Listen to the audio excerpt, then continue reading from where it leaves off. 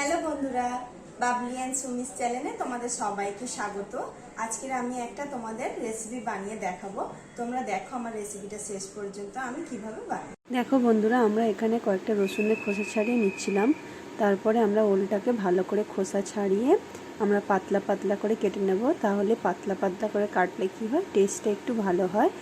আমরা মানকচুটাকে একটু বয়েল করে নেব, কারণ মানকচুর যে পিচ্ছিল পত্র থাকে ওটা বেরিয়ে যাবে। দেখো বন্ধুরা, আমরা এই মানকচুগুলোকে কেটে নিয়েছি। এবার আমরা এটাকে ওয়াশ করে আমরা মিনিট বয়েল হওয়ার জন্য এটাকে বসিয়ে দেব।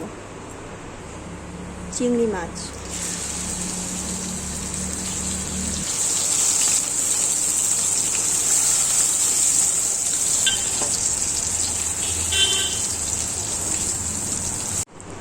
দেখো বন্ধুরা, আমরা ওলটাকে সিদ্ধ করে নিয়েছিলাম। ওলের কালারটা যখন চেঞ্জ হয়ে যাবে তোমরা ওলটাকে নামিয়ে নেবে।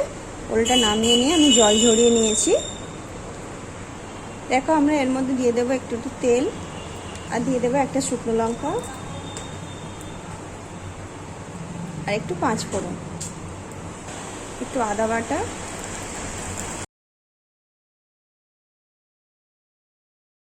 আমরা কড়াইয়ের মধ্যে পেঁয়াজ কুচি দিয়ে দেবো। দিয়ে পেঁয়াজটাকে আমরা ভালো করে ভেজে নেব।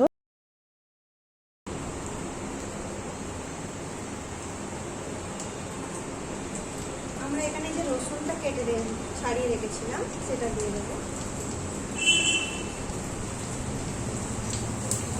আমরা এর মধ্যে দিয়ে দেবো কেটে রাখা টমেটো।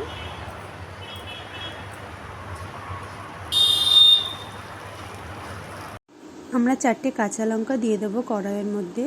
আর টমেটোটা একটু সিদ্ধ হওয়া পর্যন্ত আমরা টমেটোটাকে একটু সিদ্ধ করে নেব। এবার আমরা এর মধ্যে যে মুলটা বয়েল করে রেখেছিলাম এটা দিয়ে দেবো।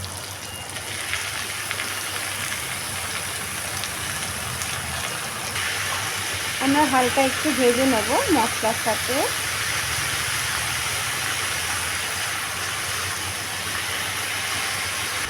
এবার আমরা এর মধ্যে দিয়ে দেবো হলুদ গুঁড়ো, ধনে গুঁড়ো, একটু জিরে গুঁড়ো, একটু কাশ্মীরি লাল লঙ্কা গুঁড়ো, আর দিয়ে দেবো পরিমাণ মতো নুন। এটা আমরা দিয়ে দেবো ভেজে রাখা চিংড়ি মাছ।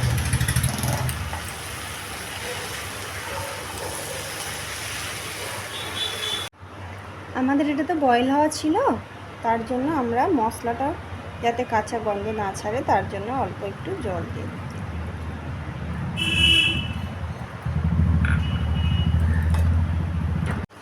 2 মিনিট আমরা ঢাকনা বন্ধ করে রেখে দেব। দেখো, 2 মিনিট পর আমরা ঢাকনাটাকে খুলে দেব। দিয়ে আমরা এটাকে ভালোভাবে মিশিয়ে নেব। উপর দিয়ে দিয়ে দেবো 1 চুটকি গরম মশলা, দিয়ে দেবো অল্প একটু চিনি।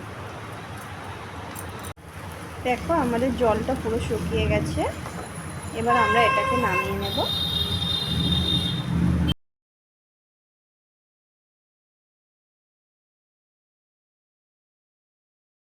আমার রেসিপিটি যদি তোমাদের ভালো লেগে থাকে তোমরা একবার বাড়িতে ট্রাই করো, আর আমার চ্যানেলটিকে একটু সাবস্ক্রাইব করে দিও।